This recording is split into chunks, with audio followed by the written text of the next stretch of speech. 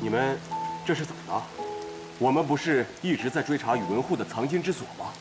如今终于找到了，宇文慧也中箭身亡，从此宇文护一家再无任何危险。你们为何还是一副心事重重的样子？藏金是找到了，可接下来？接下来，自然是将藏金运出来，上缴啊！上缴给何人？皇帝啊！你们的意思是？原本确实该如你所说，这笔藏金该上缴给皇帝，再由皇帝支配于你。可如今皇帝刚愎自用，重用赵越等奸佞，只怕这笔藏金最终会被奸人所利用。自灭其后，皇帝野心日盛，一心想攻打陈国，只因国库匮乏，难以支撑，才一直未能成事。若是他知晓了这批藏金的存在，只会增强他攻打陈国的决心，最终受苦的是更多的百姓。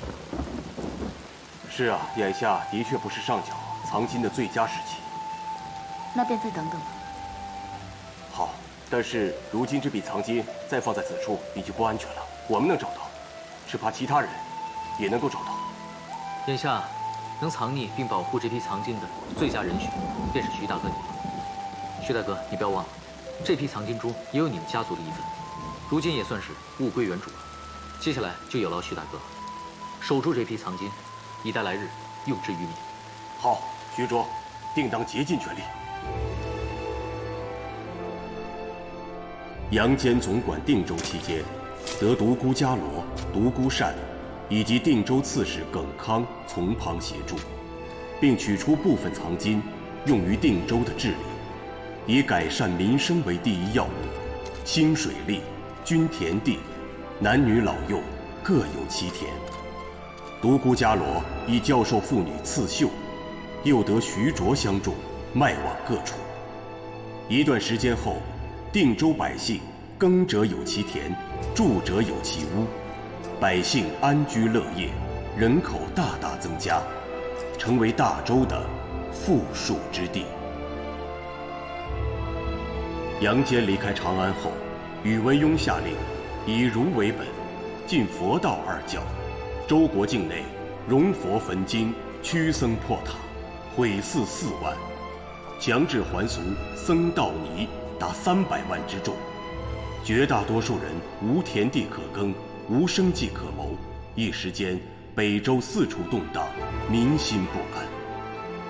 转眼过去，定州在杨坚的治理下物阜民丰，杨家的几个孩子亦长大成人，杨丽华亭亭玉立，杨勇英勇神武，杨坚与伽罗也已适应定州生活，闲时弹琴作曲，上山狩猎，忙时处理政务，夫唱妇随，一家人其乐融融。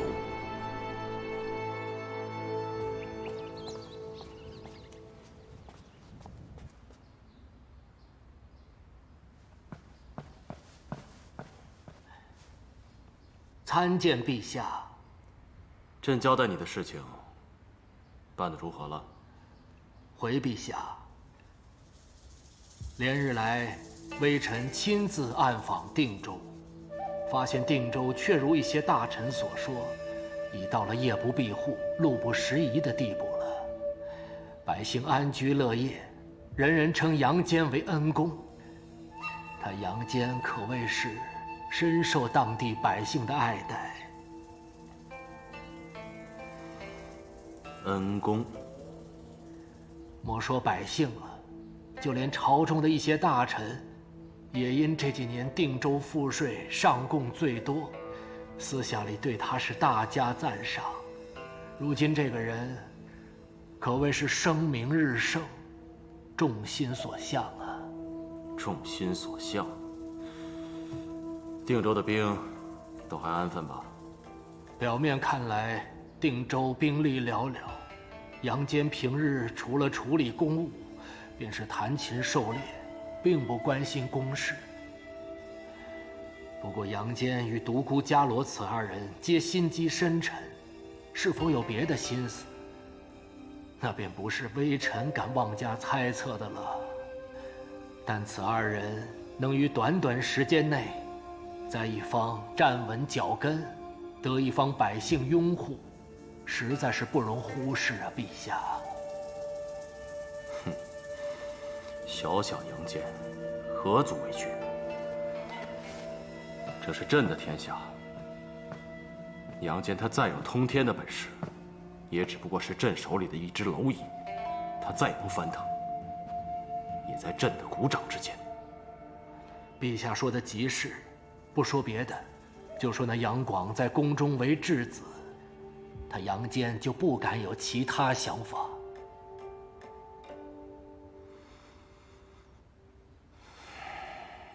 王曰：孟子见梁惠王。王曰：走远千里，必将。孟子对曰：王何必曰礼？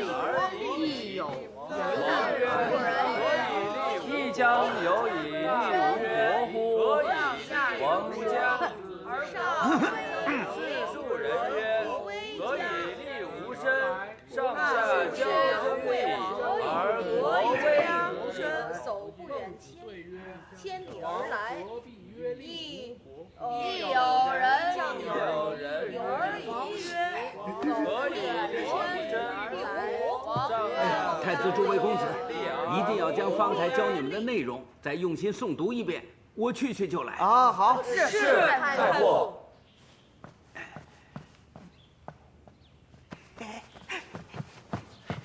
哎，嘿，方才你是不是想向太傅告密呀？没有。我告诉你，最好是没有，不然本宫饶不了你。哎，一会儿太傅那儿也靠你帮我们应付了。你可别出卖我们，呆子！你们做什么？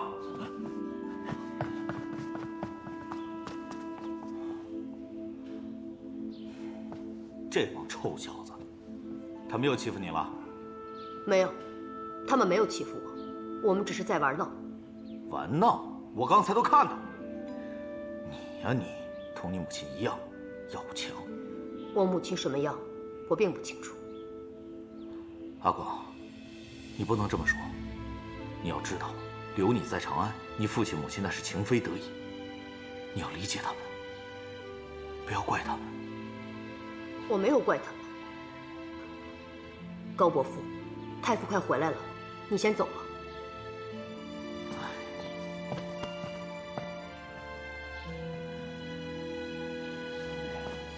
啊，太傅。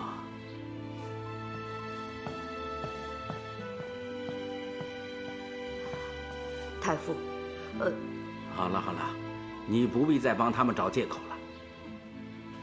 这个太子啊，太不像话了，太不像话了。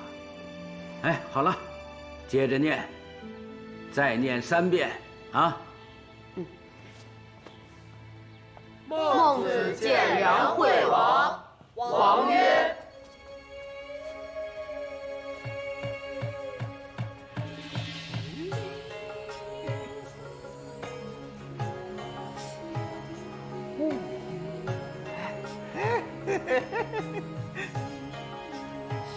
好，来，快来！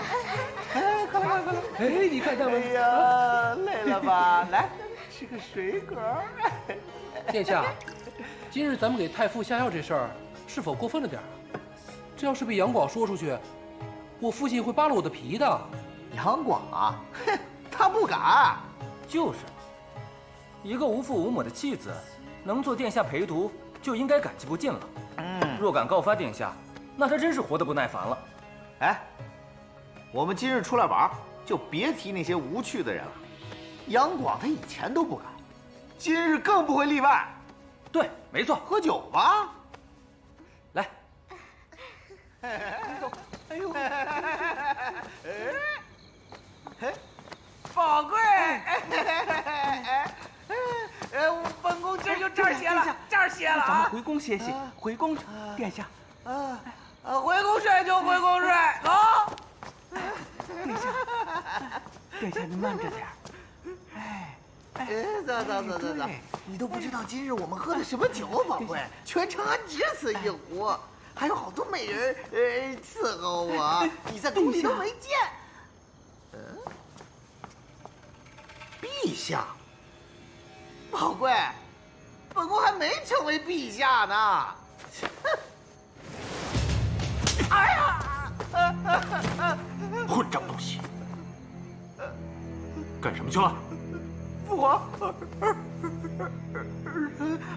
身为东宫太子，不思进取，贪图享乐，诗书礼乐一概不懂，治国之道更是无从谈起。文不能治国济世，武不能上马安邦。如今居然学会偷出宫喝花酒，若不是太傅告诉朕，朕又要被你骗了。我，宝贵！你今晚就跪在这儿，好好想想，如何纠错正身。不到天亮，不许起来。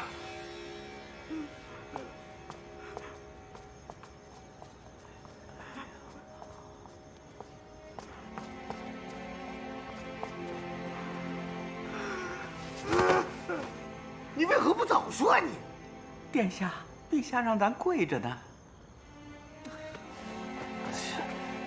殿下，太公，微臣不是早就说过，凡事要隐秘行事，不可张扬。你这不是明摆着惹陛下生气吗？今后宰相出宫，交给微臣安排，保证万无一失。还是你最懂我呀，太傅。陛下心里明白就好，此事不可张扬啊！好，微臣不宜久留，如有需要，随时召唤。太公，那你快回去吧，啊，去吧。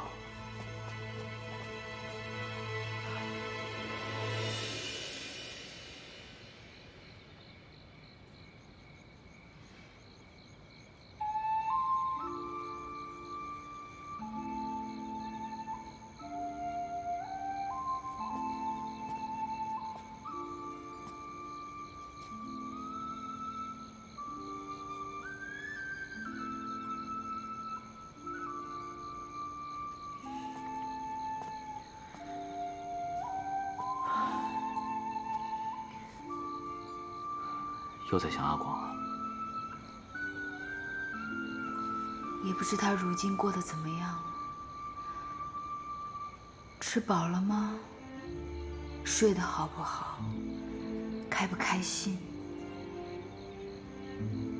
关于他的一切，我都想知道。我也想念阿广。我为人夫，为人父，却不能让你们母子团聚，过上太平安稳的日子，是我的错。是我错了，我该处理好与他的关系，我该阻止你进宫的。伽罗，若是像你这么算下去，人无论做什么都是错的，做什么都不对，出身是错，出生也是错。说到底，终归是因为掌控不了自己的命运，所以做什么都是错的。也不尽然。在这千变万化的世道当中，若是我们能把握好机会，未必不能掌握自己的命运。伽罗，我向你保证，我会想尽办法，让我们全家人平安团聚。我信你。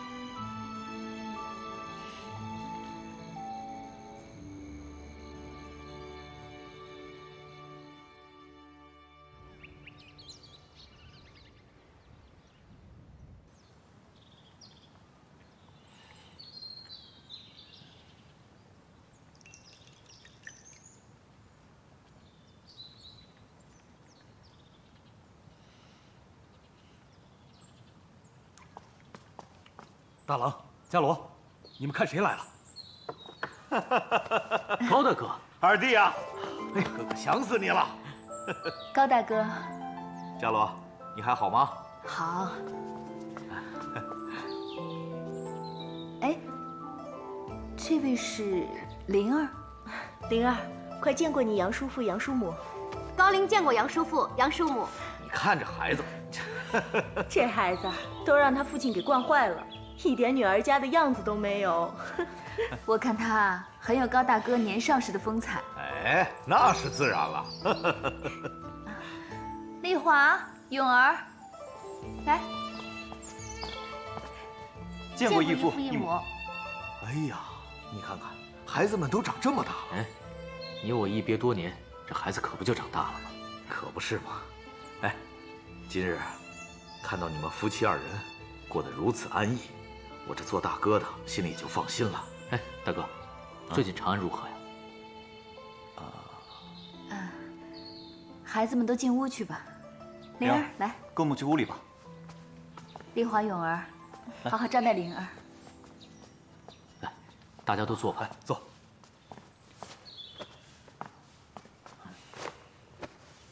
大哥，是不是发生什么事了？哎，自从你们离开长安以后，这皇帝啊，就再没人能劝说他。他先是下令禁了佛道二教，又命那些僧侣尼姑通通还俗。二弟，你说如此众多的人，他能去哪儿啊？现在可倒好，令大周动荡不安，隐患甚多。我看啊，如今也就你们这定州地界，还算安稳。他终究还是这么做了。这文武百官，竟没有一个可以劝谏的吗？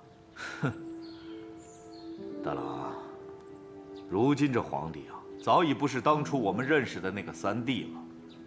我每次劝谏，他不是爱答不理，便是出言斥责。现在好了，干脆连面都不让我见了。怎会如此？嗨，不见就不见吧。二弟，你大哥我就是粗人一个，若是哪天说错了什么，他不得砍了我脑袋呀？哎呀，这样也好。再说皇帝要出兵伐陈，我这次回去之后，也就要准备出征了。高大哥，你要率兵伐陈？是啊，如今陈国招兵买马，不断在两国边界制造事端。不过说起来，我也好久没打仗了。这次我一定要杀他个片甲不留。你这次一定可以再立战功的。哎，二弟，还是你了解我。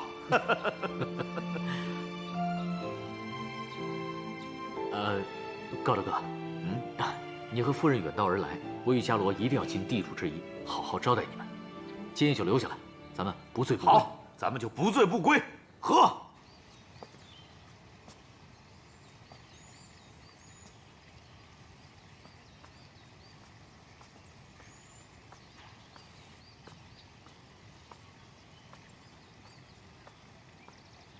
大郎，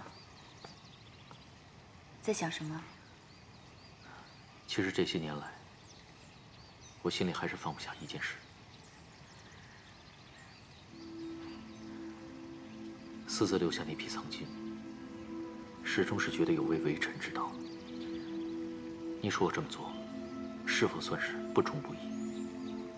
这些年皇帝待你如何，大家都心知肚明。况且你这么做是为了百姓，此为大义，可不拘于小众。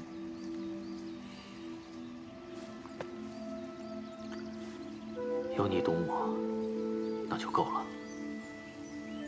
我们回长安吧。我知道你是为了杨广，其实我也恨不得立刻回到他的身边。但是你忘了，当年我们为何会来定州了吗？所谓伴君如伴虎，更何况你们之间早已心生嫌隙，且如今皇帝到底变成什么样，我们并不清楚。我怕你这次回去又横生灾祸。长安本就是个是非之地，若不是因为阿广，我一辈子都不想再回去。可是为了他，即便有再多的祸患等着我，我也必须得承受。我心里明白你想出征，可主动请缨，我认为并非是个好主意。你这些年疏于军事，就是为了让皇帝对你少点疑心。若你如今贸然主动请缨，只怕皇帝会对你有他想，到时恐怕更难回长安了。你说的这些我都知道，可如今似乎别无他法，我只能赌一赌。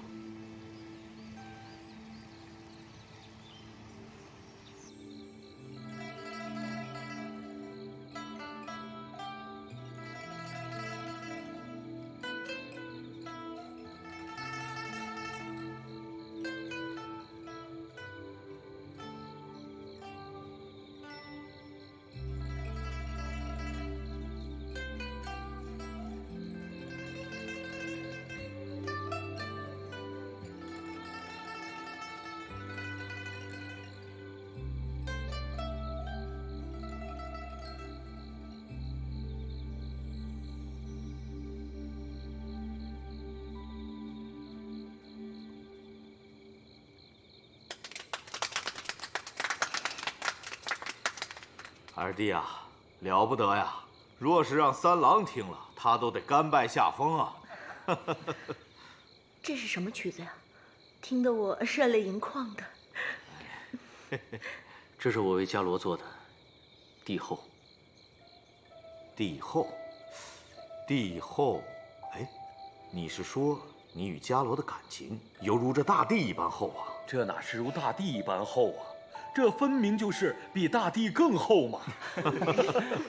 你们就继续取笑我们吧。这哪是取笑，分明是羡慕才对。哎，你这话说的好像咱们俩不恩爱似的。真的决定回长安了吗？回是一定要回的，只是还未想好怎么回。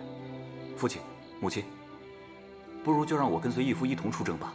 等建功立业了，我便可以求皇帝让我们一家回长安了。永儿，你为何会有这种想法？母亲，其实你与父亲说的那些话，我都听到了。我也明白父亲如今的处境。无论父亲怎么做，皇帝都有可能不允许我们再回长安。与其这样，不如就让我去试试。我还年少，皇帝对我没什么疑心。等我建功立业了，我便求皇帝让我们全家回去。再不济，让我回去照顾阿广也行啊。好孩子，你的心意母亲都懂，但是你年纪还小，战场凶险，我不能让你以身犯险呀。母亲不能让一个儿子去为另一个儿子冒险。就是啊，这要去啊，也是我去。你不是说你最讨厌出征打仗，这辈子一次战场也不想上吗？为了阿广，我愿意试一试。永儿真的是长大了。勇哥哥人如其名，真英勇啊！哎，你还别说，这还真是个办法。如今皇帝对两个孩子的戒心，肯定不如对你们的重。先是广儿，现在又是四叔和永儿，我们家一直这样四分五裂的，以后我一定要让我们一家人团团圆圆的。丽华，不论在哪里，家人的心在一起，才是最重要的。可心在一起，人不在一起，也不是团圆啊！我实在不愿意这样颠沛流离下去了。被人安排来安排去的，就像个提线木偶一样，自己的命运都无法由自己决定。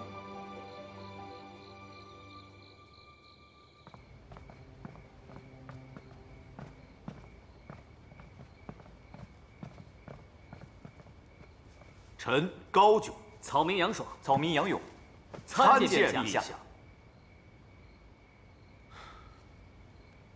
高将军，这是何意啊？回禀陛下，此二人乃定州总管杨坚之弟杨爽，与长子杨勇，他们自幼习武，英勇果敢。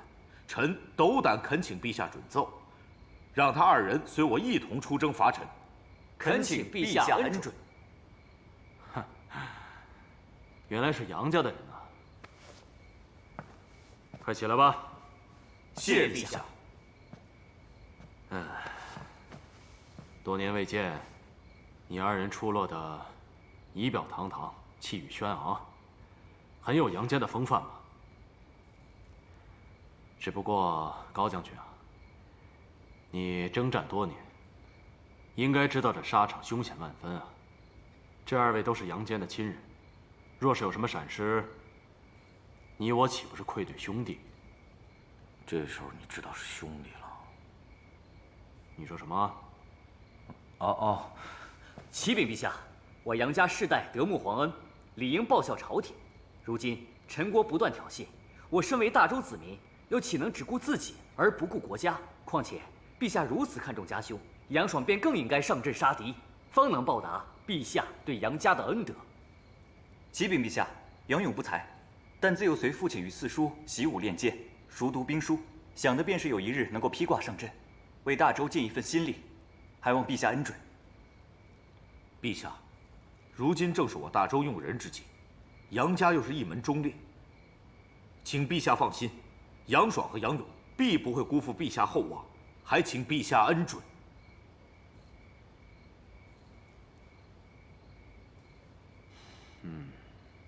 既然你们有如此报国之志，朕若再不恩准，倒显得有些护短了。那朕便准你们所奏。谢陛下。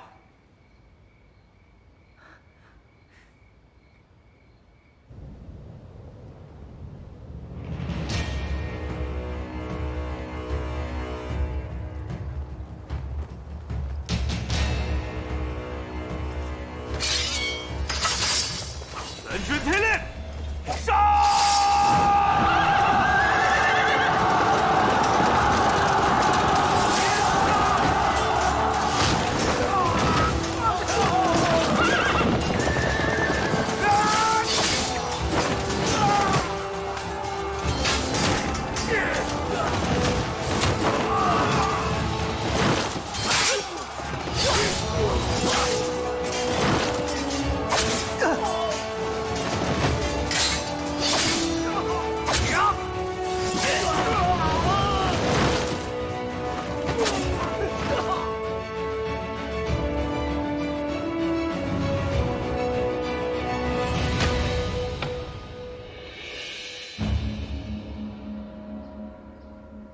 此番大败陈军，你二人功不可没。朕特封杨爽为正五品右小公伯，杨勇为正五品中士上士。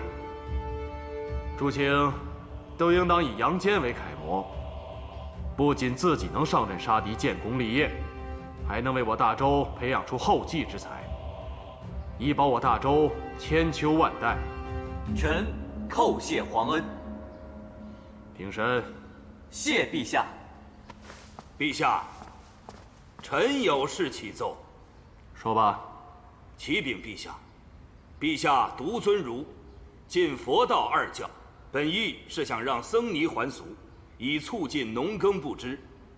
然而多年下来，却并未见到显著成效，反而杨坚治理下的定州却是成绩斐然，大有所为。此番征战虽大败陈国，但我方亦有损伤啊。高将军，臣在。将士的抚恤事宜，你可安排好了？回陛下，都已安排妥当。陛下，关于定州，那就好。陈国兵败，已无力再与我大周对抗，他们已派使者来求和。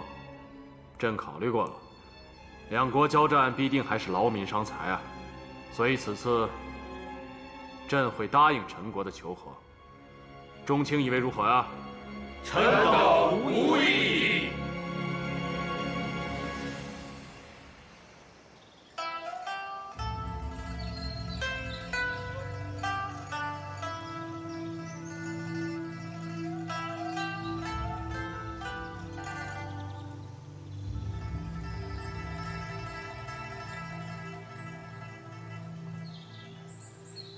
怎么了？没事。阿爽与允儿立下战功，我们终于有望回长安与阿广团聚了。你为何看起来反倒心事重重呢？哪有心事重重？我现在高兴得很呢。你别多想了。虽然明知一定得回长安，却也知前路艰险迷茫，对吗？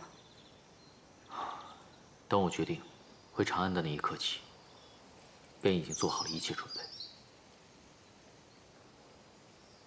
不过，我倒真的舍不得在这里的日子。这几年，过得平安又喜乐，恐怕以后再难有这样的日子了吧？其实呢，只要身边有你在，去哪儿都一样。此次若真能回长安，我们一家人便再也不分离。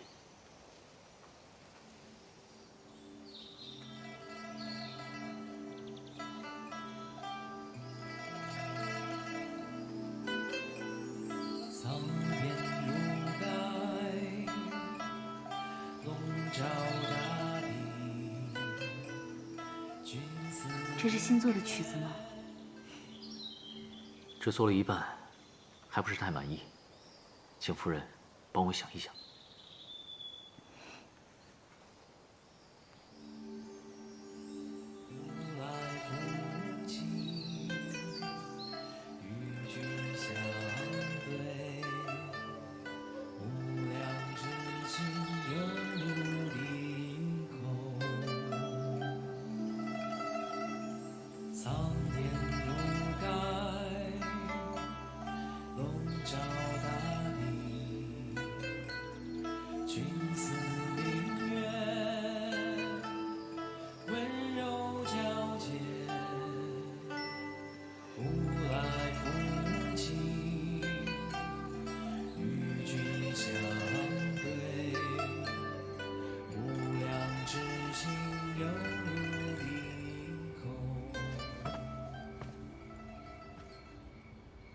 陛下，听说你不肯让杨坚夫妇回长安，你是不想见独孤伽罗，还是无法释怀？好端端的，提他做什么？其实臣妾心里还是高兴的。不管如何，你不让他们回长安，那独孤伽罗便不会再出现。你看看你自己，哪里还有皇后的大度与谦和呀？陛下，朕是天子，万事都要以大周的子民为重。杨坚跟随朕多年，讨伐齐国，诛杀宇文护，屡建奇功。朕将他贬去定州，他不但毫无怨言，还亲力亲为，将定州治理得像模像样。像杨坚这样不可多得的臣子，若朕不肯厚待，怕是会寒了满朝文武的心呐。陛下，那你为何又不让他们回来？杨爽、杨勇征战，高炯积极配合，便是为杨坚回归而铺垫，实在是有些欲取欲求啊。朕必得冷冷他们，先抑后扬。陛下，你是不是还忘不了独孤伽罗？朝堂之事，跟女人有何干？你我夫妻多年，你心里想什么，我也略知一二。你又何必自欺欺人？这个世上，不光有爱与恨两种感情。朕可以选择淡漠，不管不问，无怨无尤。皇后，你不必多说了。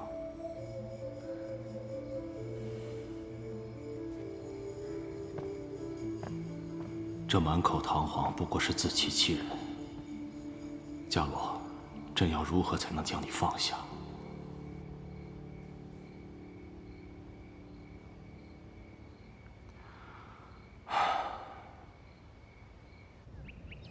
之前您交代的在定州兴办私学之事，下官已经着手在办，估计下个月便可以在两家学塾开始广纳寒门子弟了。学问是不分贵贱的，我们要让寒门弟子也能有读书识字的机会。今后的定州，就要靠他们。大郎，伽罗，怎么了，大哥？皇帝下旨了，让杨坚携家眷回京述职。恭喜杨总管，杨夫人。耿兄，定州日后的大小事务，便全都交给你了。您不在，只怕定州的事务一时会陷入混乱，定州的百姓也会舍不得您呐。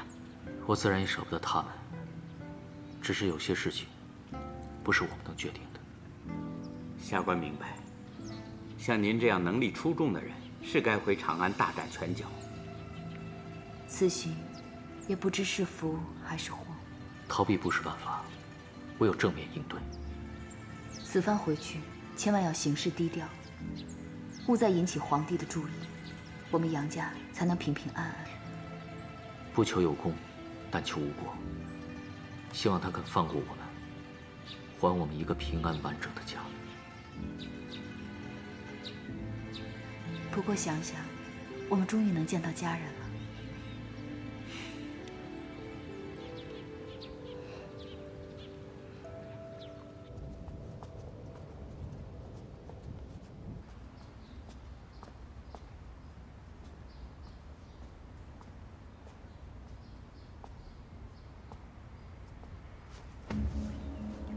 臣杨坚参见陛下，陛下万岁万岁万万岁！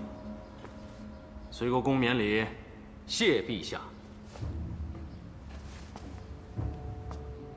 随国公啊，你一路辛苦了。能再度进京面圣，臣感激不尽。朕当年派你去做定州总管，盼的就是你能帮朕治理好这一方土地。你果然不负朕望，在定州开水渠、灌良田、推均田、促布支，短短时间，便让定州的百姓安居乐业，也为朝廷缴纳赋税。不仅如此，朕还听闻，你近日在定州兴办私学，此乃造福后代之举啊！谢陛下谬赞。微臣愧不敢当，微臣只不过是将陛下的仁政在定州推行，定州有今日之成绩，全仰仗着皇恩浩荡。朕素来知道，你不是贪功之人，但功就是功，有功之臣，朕必定重赏。朕封你为地官府小司徒上大夫，赏黄金100两，锦缎20匹。快谢恩呐，谢恩，快！谢陛下隆恩。还有啊，即日起，你要将治理定州的经验总结一番，并根据各州郡的异同，商讨出适合各州郡的治理方案。朕会下令，让各州郡派官员进京，与你一同探讨学习。臣领旨。母亲，您走慢一点儿。母亲是想早些见到弟弟。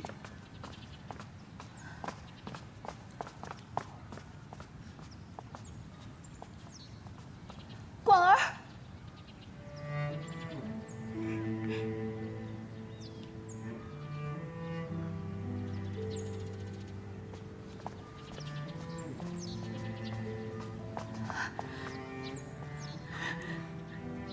广儿。母亲，你在宫里过得好吗？皇后与太子对你好不好？没什么好与不好的。如今说这些有何用？我早已习惯了。广儿，大姐好。母亲，皇后已在御花园等我们了，我们赶快去吧。去晚了，怕是要被怪罪。广儿，我们一家人就要团聚了。是啊，阿广，以后我们一家人再也不分开了，你也不用担惊受怕了。我没有担惊受怕，我在宫里过得很好，太子从没捉弄我，皇后待我也很亲厚啊。没事了，都过去了，今后都会好起来的。母亲，我们赶快走吧，别让皇后等急了。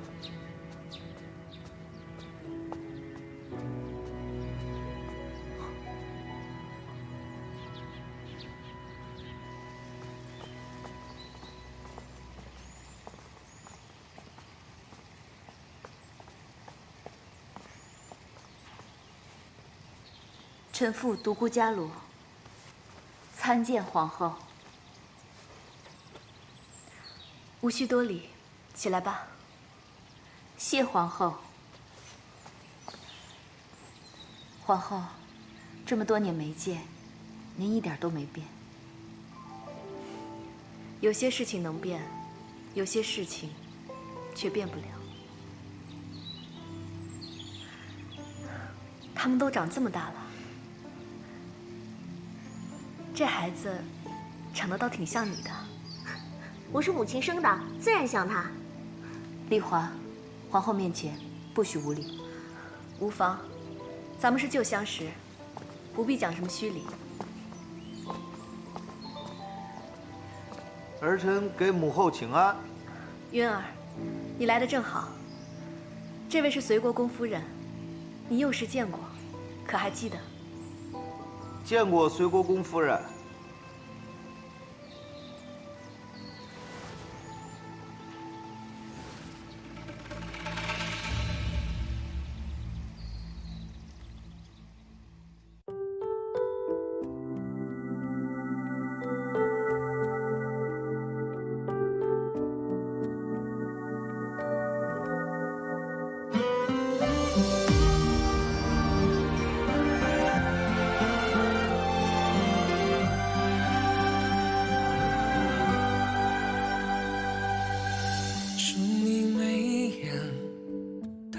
风雪，问大雨滂沱的昨天，思念蜿蜒，幻化成劫，时光悄悄走笔飞烟。要不是几经寂寞。